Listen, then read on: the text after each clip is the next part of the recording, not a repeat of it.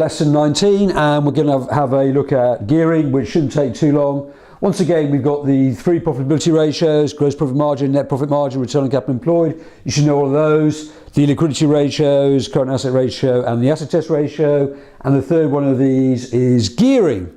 Gearing shows us where we've got, or where a company has got its money from. Has it got its money from long-term loans or shareholder funds? Okay. So, the gearing ratio shows the long-term financial stability of the business. Does it have too much debt?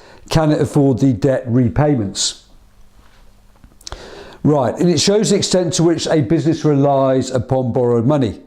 Now, I've drawn up a pretty extreme case on here, but just imagine we have a business and it has £100 million worth of long-term loans and it has no shareholder funds at all.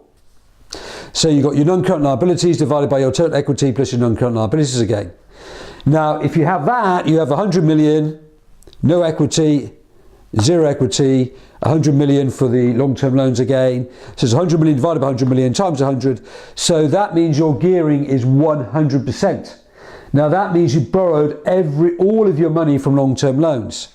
Now this therefore suggests that the business is at risk, because if interest rates go up, then they've got to pay much more in terms of debt repayments, or if there's a recession and demand falls, you can't meet your debt repayments, then your business will be taken over.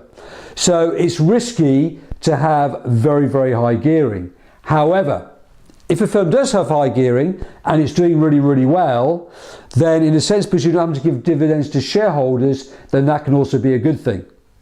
Right, because obviously with shareholders, they take a lot of the risk. So for instance, if you have a business where all the money has come from shareholders, then in a way, there's very little risk to that business, because if the business goes under, it's the shareholders who lose all of their money.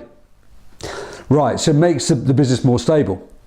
If you want to reduce gearing, then you can maybe sell more shares. You can retain more profit and put that aside for the business, which will also raise equity, raise this figure down here, and you can also pay off loans.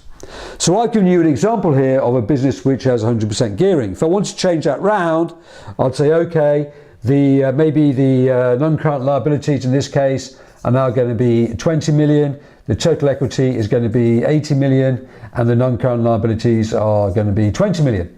So clearly in that case then, we'd have this situation on here, 80, and that would be plus 20.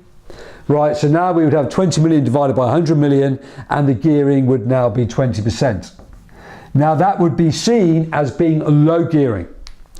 Basically, the book says if you go above 50%, that is high gearing, and anything below that is lower gearing. And obviously if it's 20%, you've got pretty low gearing on there.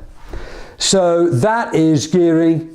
That is another part of the ratios done. We've now done 3 sections, and the next section we're going to have a look at is efficiency.